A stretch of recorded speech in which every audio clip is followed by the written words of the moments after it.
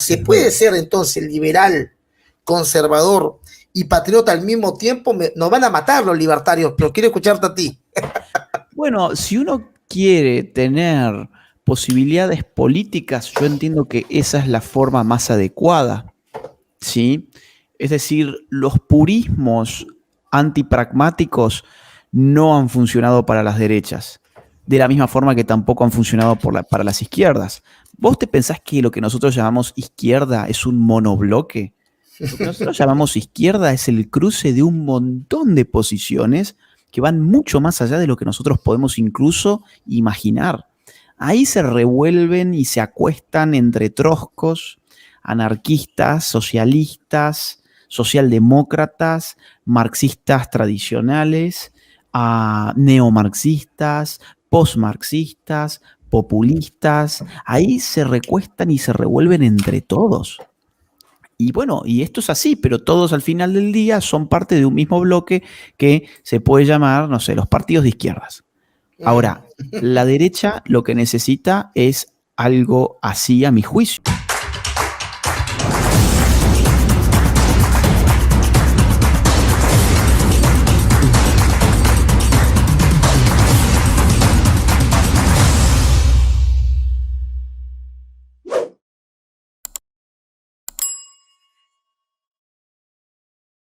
Vamos a hablar después. ¿Cómo estás? Agustín Laje, por fin, en Libertando Perú y con el profesor Berroas. Agustín, ¿cómo Mirá, estás? después de haber visto la introducción, mucho mejor. Y te advertí. No, pero mirá, está genial. Yo estoy viviendo en España. Acá en España en este momento son las 11:03 de la noche. Hay una diferencia horaria más que significativa, con lo cual estaba un poco cansado, pero el cansancio se me acaba de ir de golpe. De golpe, ¿eh? Oye, quiero agradecerte públicamente donde están todos. Ya esto va a viralizarse ahora porque sé que tienes una agenda ajetreadísima y bueno, hay que reconocer que Nicolás, el buen Nicolás Márquez, ha ayudado mucho a poder contactarme contigo, aunque yo tenía tu número antes, pero sé que te debes de escribir 1 millón de personas, hermano, y Sí. si mi agenda a veces es difícil, imagínense la agenda del gran Agustín Laje, pues, ¿no? Tan complicada es su agenda que casi se va su imagen. Así que gracias, Nico. Agustín. No, por nada, es un gusto, Jorge, gracias a vos. Hago este brevísimo corte comercial para comentarte que este video está patrocinado por el Instituto N&W Professional Traders. Si querés aprender a invertir, hacelo como un profesional. Hermano, tengo acá tu libro. Ok, vamos a empezar con la honestidad, que es lo que me caracteriza. No lo he terminado de leer porque es un libro que tiene más de 400 páginas. Más de 500.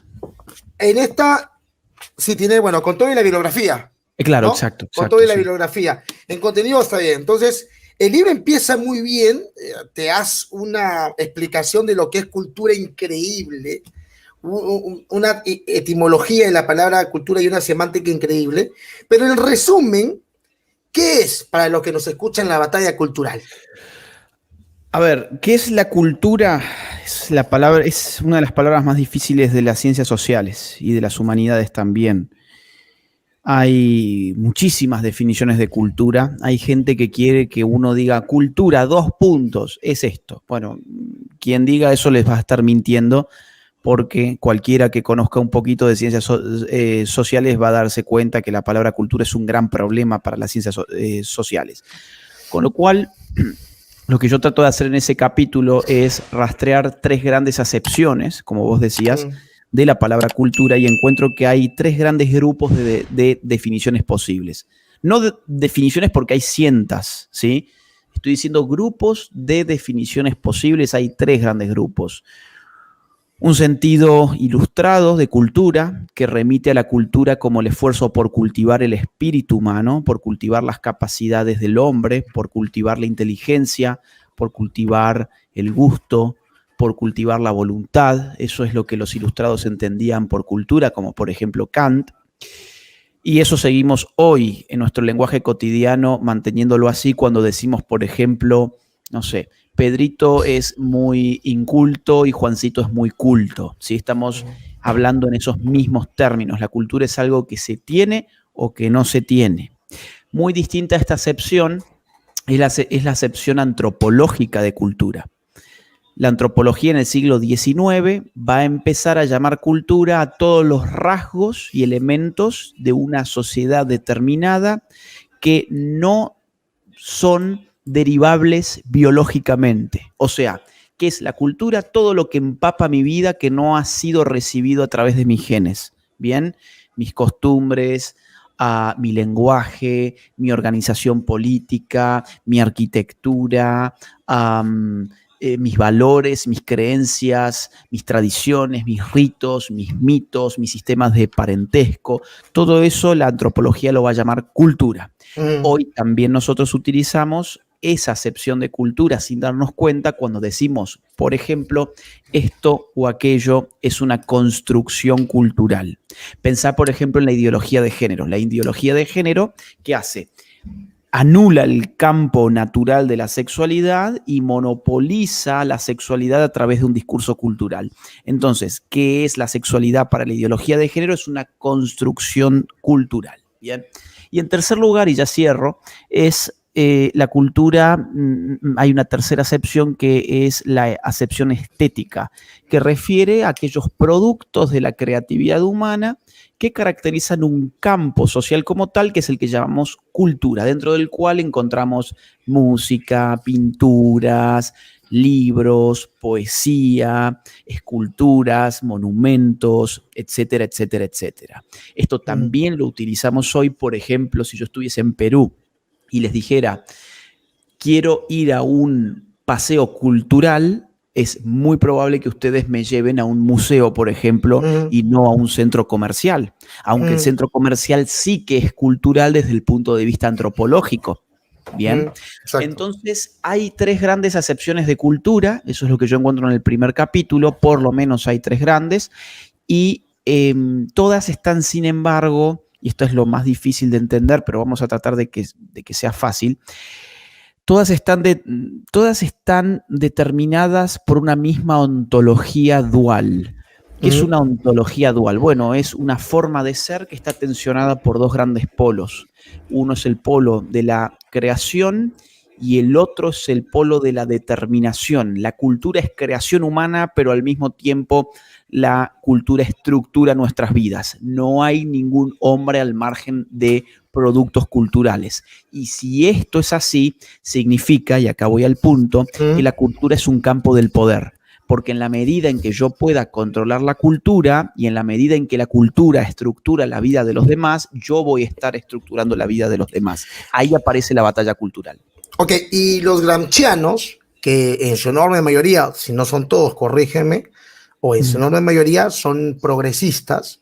Gramsci tomaba mucho interés, más que en la base económica y los medios de producción, en la cultura. O sea, quien domina la cultura, domina la sociedad. Para tu juicio, ¿quién tiene hoy la victoria, o no la victoria, pero quién va ganando esa batalla cultural? Curiosamente, no todos los gramscianos son progresistas. Hoy hay ya varias excepciones de gramscianos que están incluso posicionándose en un sector antiglobalista, por ejemplo. Son pocos, es una curiosidad, pero ciertamente son más inteligentes que los gramscianos que no ven dónde está hoy el poder hegemónico, que es lo que vos estás, digamos, queriendo preguntar. El poder hegemónico hoy está en las industrias culturales que reproducen una ideología que es servil a la instauración de un sistema político global. Bien. Las industrias culturales, me refiero, por ejemplo, a Netflix, por ejemplo, las redes sociales, por ejemplo, la industria de la moda, la industria del periodismo, y hasta incluso la industria del arte hoy está dominada por estas mismas ideologías, que cuando uno va a ver quiénes la financian, no se va a encontrar ya con el Partido Comunista Soviético, no, o sea, no se va a encontrar con Fidel Castro o con la familia Castro. Se va a encontrar con metacapitalistas que están disponiendo de muchos millones de dólares para conseguir esa ingeniería cultural, ¿sí? Te voy a poner un caso. George Soros según su propia página en internet, que es opensocietyfoundations.com, o .org, perdón, en sus reportes financieros admite haber dado más de 18 billones, o sea, 18.000 millones de dólares a organizaciones y actores progresistas. Entonces, acá estamos en una instancia muy curiosa, que es que los grandes capitales han apostado por impulsar ideologías que no son de derecha, sino todo lo contrario. Ahora, si nosotros entendemos a Gramsci, okay, que lo entendemos claramente, los progres lo entienden mucho, bueno, no es que mejor, pero aplican con mayor fuerza la coerción y utilizan la educación como una herramienta, que es una de las herramientas de las que hablaba Gramsci para educar, entre comillas, el sentido común. Los liberales, yo me considero liberal, pero aquí es donde mi liberalismo pelea un poco, porque digo, a ver, si yo le voy a liberalizar la educación, los metacapitalistas, como tú le llamas, tienen un control tan grande económico que puede tomar la liberación y adoctrinar a todos. Y eso es lo que me lleva a pensar, ¿qué opinas tú? Vamos, el Estado tiene que seguir controlando la educación, pero un Estado con buenos representantes, antiglobalistas, pero no deja de ser eso, ir en contra de la libertad individual. Entonces, ahí hay una pelea entre la ideología y la realidad. ¿Tú qué posición tienes ante eso? Bueno, que ahí hay un cuerpo intermedio que suelen ver mejor los conservadores que los liberales, que es la familia. Es decir, digamos así, la familia hasta la entrada de la modernidad ha sido el gran agente de educación. ¿Dónde aprendían? A ver, educación, incluso vamos a un libertario como Rothbard. Rothbard, a ver, mira. Rothbard, en este librito que lo recomiendo bastante, que se llama Educación Libre y Obligatoria, él empieza diciendo algo muy interesante, que es que la educación no es simplemente la instrucción formal. La educación es mucho más que la instrucción que uno recibe en el colegio. El problema es que el colegio, estatizado, ha absorbido absolutamente todo lo que aprende a las personas hoy en día, hasta tal punto que hoy hay colegios que se están intentando inmiscuir en la forma en que hablan las personas con este absurdo del mal llamado lenguaje inclusivo. Los conservadores tienden, más que los libertarios, aunque Rothbard acá, mira, te voy a leer cómo lo cierra el libro porque es súper interesante. Dice Rothbard que la familia es el grupo social que debe reivindicar la función educativa, ¿sí? Que no hay peor afrenta contra los derechos de una persona que impedirle educar a sus propios hijos. Esta es la tesis que él sostiene a lo largo de todo este libro. Entonces yo esto te lo comento porque vos me acabas de decir, vos sos liberal. Bueno, hay bibliografía libertaria incluso, casi ANCAP, que está a favor de una postura donde el poder educativo revierta hacia los padres de familia, que es donde ha estado originariamente. El problema es que el Estado en su constitución moderna ha tenido que hacerse de los mecanismos educativos para lograr pleitesía y centralidad cultural. Entonces, hoy hay muchas formas de educarse al margen de las instituciones formales de educación. Hoy tenemos internet, hoy tenemos libros al por mayor disponibles en todos los formatos. Hoy tenemos, haciendo un clic uno da ya con un archivo que le permite estudiar. Hoy tenemos videos, tenemos clases por internet, tenemos cursos que son alternativos. Lo que yo apoyo a un nivel estatal es la descentralización educativa a través de un sistema de vouchers, ¿sí? Pero tampoco creo que eso sea una panacea. Eso es un paso adelante muy importante, pero en la medida en que la familia no se ocupe de la educación, después pasa lo que vos mencionabas. Es que, bueno, ok, pero finalmente el chico también se educa con Netflix, también se educa con un videojuego, también se educa con determinada canción que le baja un contenido ideológico X, no sé, Calle 13, por ejemplo. Entonces, ese pibe, ese chico, tiene que tener en su casa un lugar donde no solamente come, va al baño y duerme y mira la televisión, sino también donde se educa. Y eso es una decisión individual que tienen que tomar los miembros adultos de las familias.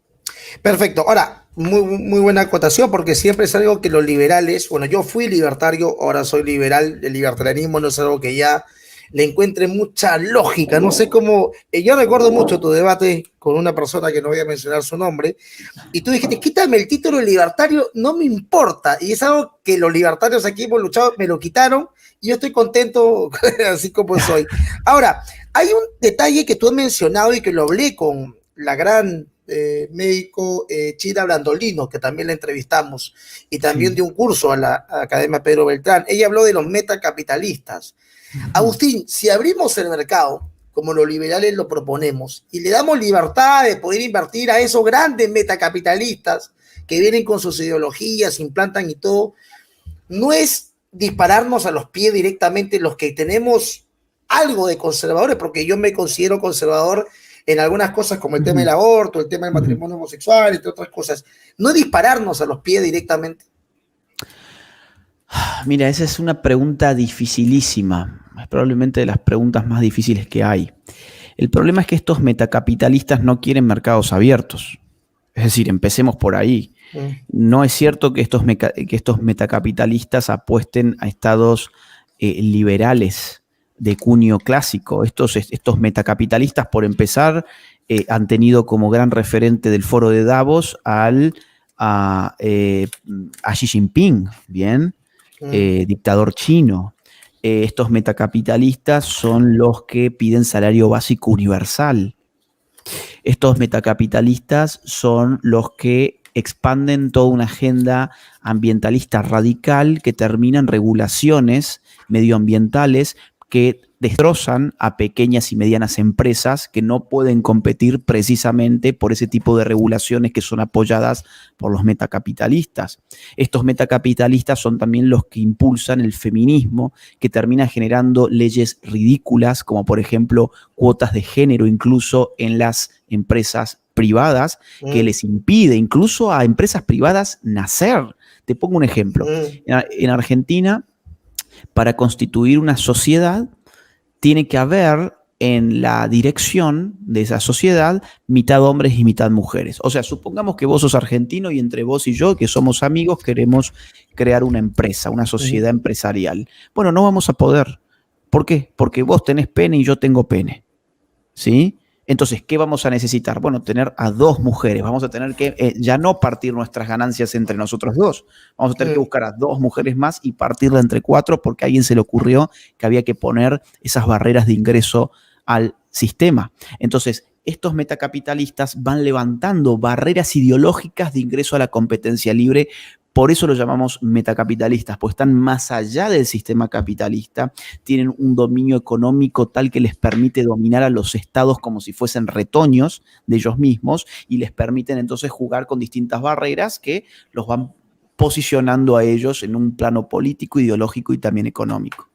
Ahora, una de las herramientas de la izquierda moderna o, no sé, neomarxismo, no sé si el término le alcanza, en América Latina o en Hispanoamérica, para que no me peguen mis amigos hispanistas, en Hispanoamérica es que es la Asamblea Constituyente.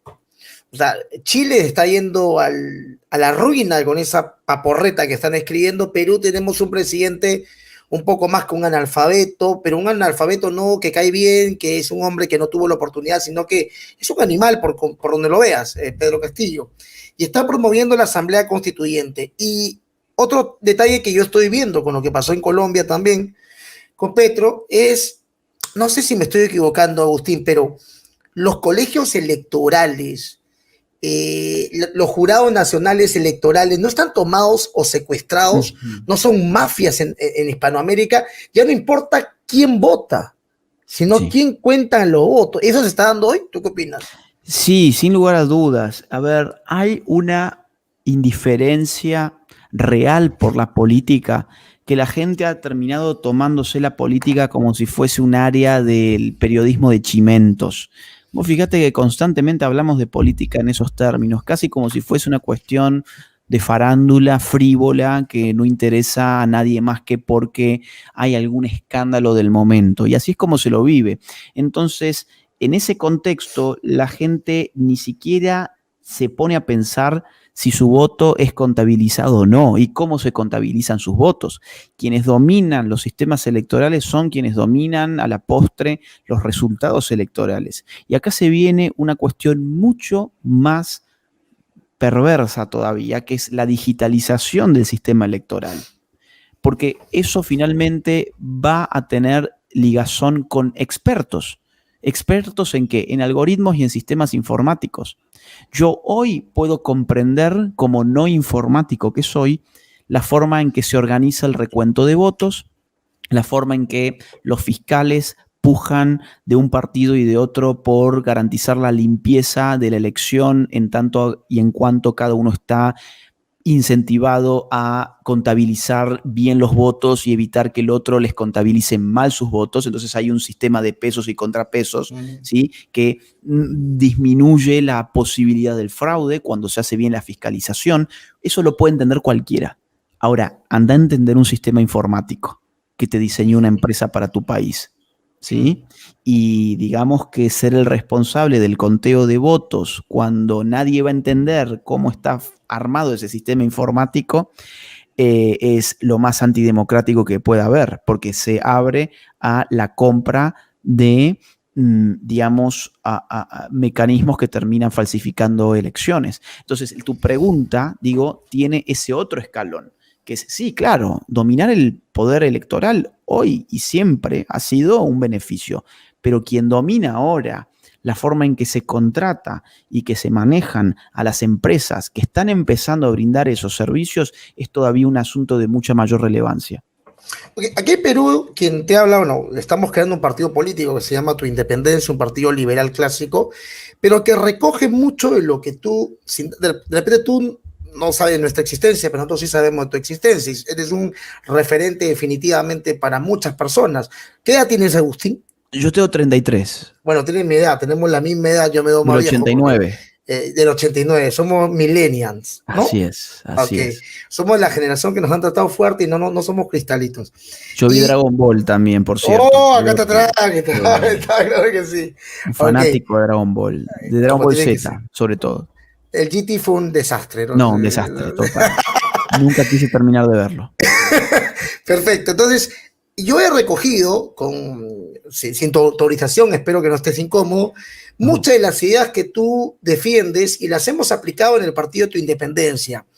Por ejemplo, nosotros nos consideramos liberales en lo económico, en lo social tenemos posturas conservadoras, positivas, conservamos el derecho a la vida de la concepción y la defendemos del inocente, y somos patriotas, lo que Márquez llama nacionalista, pero a mí no me gusta mucho el término nacionalista, más patriótico. Entonces, eso es lo que tú describes como nueva derecha. ¿Se puede ser entonces liberal, conservador y patriota al mismo tiempo? Nos van a matar los libertarios, pero quiero escucharte a ti.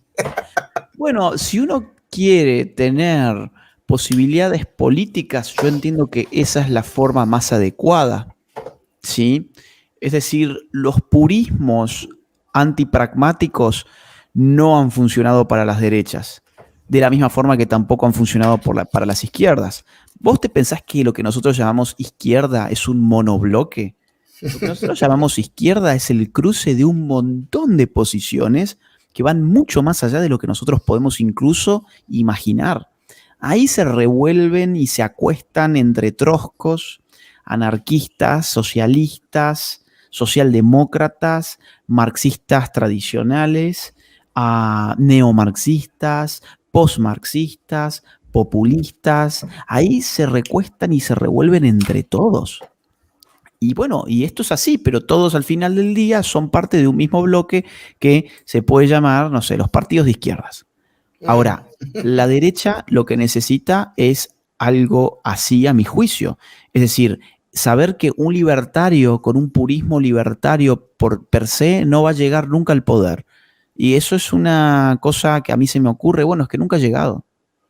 Es decir, sigan intentando si quieren, pero nunca ha llegado. Un conservador por sí mismo, bueno, y está un poco cojo, es decir, le falta una doctrina económica, por empezar.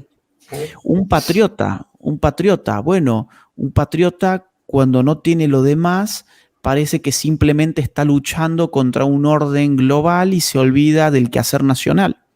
Exacto. Por eso es que también nacionalista a mí tampoco me convence demasiado.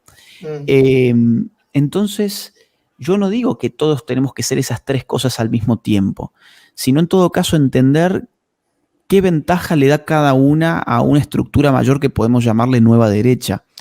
Y vos fíjate que, por ejemplo, en el caso, vamos a poner, un caso de un libertario exitoso, a cualquiera se le vendría en este momento a la cabeza Javier Milei, ¿sí? Y cuando vos ves lo que dice Javier Milei, vos vas a encontrar en él opiniones que habitualmente se las denomina conservadoras, como por ejemplo una negación rotunda al aborto, incluso en causales tan complicadas para muchos como es la de la violación. Entonces, Javier Milei sería un conservador extremo en ese campo. Sí. Obviamente, él le encuentra una salida liberal. Él dice, bueno, es que el liberalismo es el respeto por la vida, por la libertad y por la propiedad. Pero la vida está allí también contenida. Entonces, él obviamente le da un fundamento liberal porque él es libertario. Claro. Pero él no... pero la conclusión es totalmente coincidente con la que puede tener un conservador religioso incluso. Sí. Ahora, vos fíjate, por ejemplo, a un conservador de éxito. A mí el primero que se me viene a la mente es Ronald Reagan.